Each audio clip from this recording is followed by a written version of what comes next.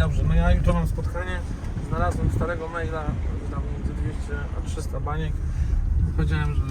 So today I'm here in another area. It's called Wilanow. As you can see, it's a totally different vibe. The buildings are way nicer. The buildings are newer, and it's a very, I would say, wealthy area. This feels more quiet. I don't know if it's only me, but since I've been living in the city for such a long time, I have a feeling that there's some sounds missing. This is probably because my ear is getting damaged by all the small noises in the city. But anyways, this is my first time here. Lots of Ukrainians I hear behind me. I'm excited. This is a residential area called Wilanów. It's next to the Jan Sobieski's Palace. Very nice place. It took a while to get here. They're building the, what is it called? The tramva line. So many people have dogs here. So I'm actually here to look at some commercial properties just like this one. All around here there are commercial properties. I think the return is around 8%, but I need to find out about the taxes and about some other things. And I'm kind of reviewing this neighborhood right now. I might go to the palace after, just to see, you know, what kind of an area we're in and is it worth investing. I mean, I'm sure it is. These houses probably cost a lot. I mean, these apartments. So let's see, I'm gonna go find that place now, which I'm trying to see, the commercial property.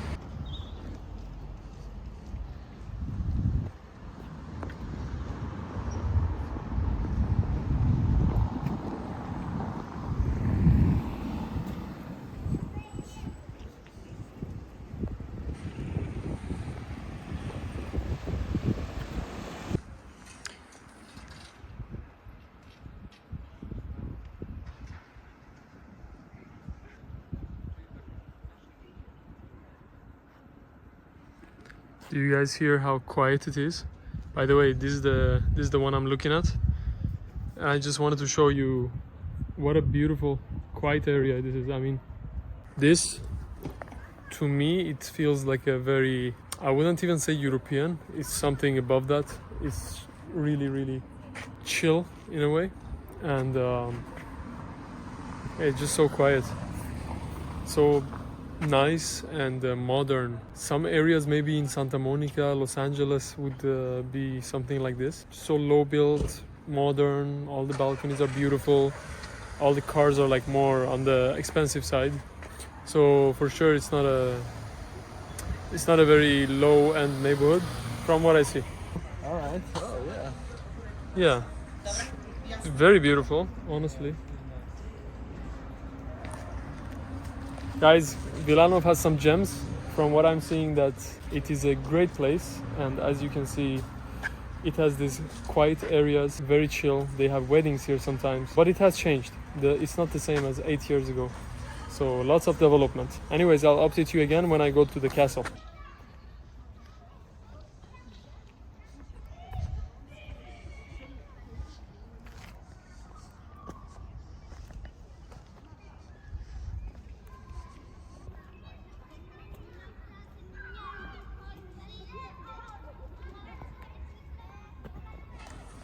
So we are here at one of the palaces of kings of Poland. Jan III today was free admission, so good for me. I was looking at the real estate. It's very fabulous. Honestly, it's just kingly. Everything built in a kingly fashion. This is something great for someone who wants to relax. Just walk here in the park, beautiful flowers that look like bird nests. And what I'm happy about mostly is that people who live here or have businesses here, they get to enjoy the park that is very close to them, the quietness. This is a botanical garden that we're walking into right now. And just full of beauty, yeah, full of royal beauty. Look at this.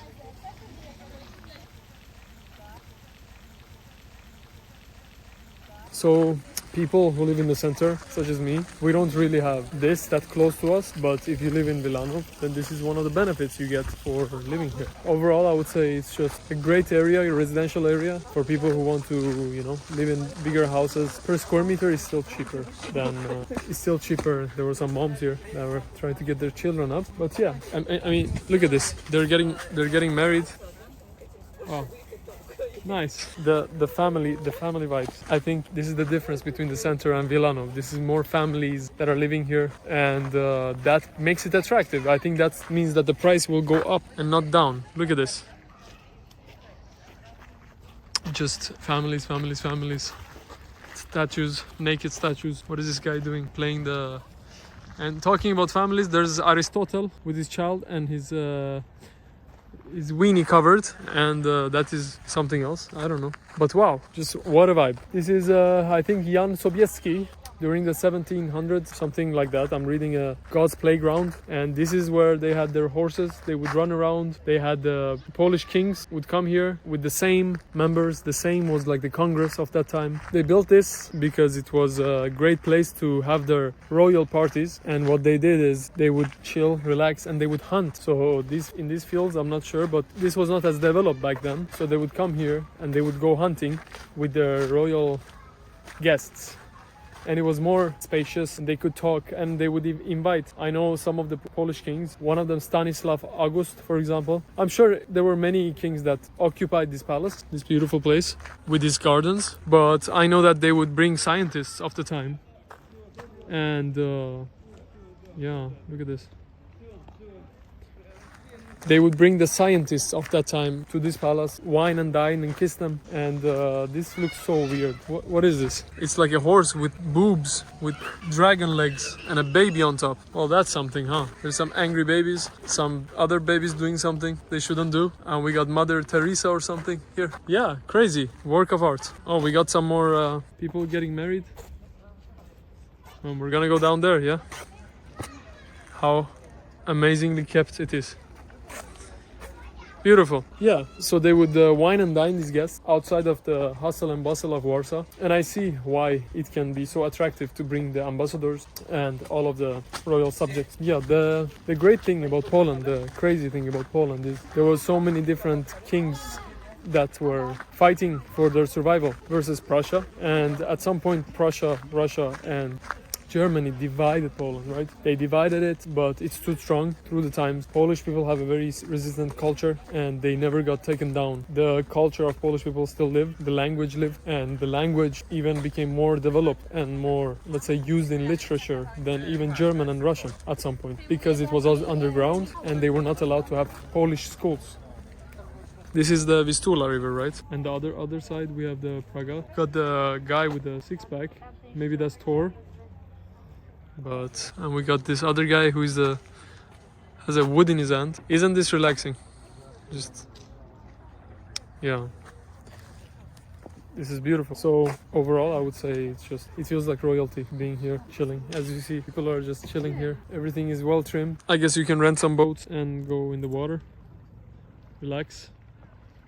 And this is summer, and in the summer it feels like it's really great weather. So yeah, that's a little bit of history of this place. I know that Warsaw was not always the capital. So Krakow, oh my god, one of the places that was not destroyed during the wars. It's beautiful. And after some time they moved the capital to Warsaw because it's closer to Prussia and Russia and more central in the Polish population. So they have quite a few palaces. It's not only the king that had palaces. There were a lot of big magnates, a lot of huge families like the Radziwills. They basically had private armies and other palaces so for themselves, and this is not uncommon in Poland. That's many of the landowners, they were so powerful, sometimes even more powerful than the king, and they had other palaces just like this. Around Warsaw you can find more of them. Yeah, they're not rare, for sure not rare, and that was one of the problems with Poland. There were so many powerful states and they could make deals with different kings of different countries without even consulting with their own king. Oh my god, look at these trees. This is amazing, so old. Maybe that's a gravestone.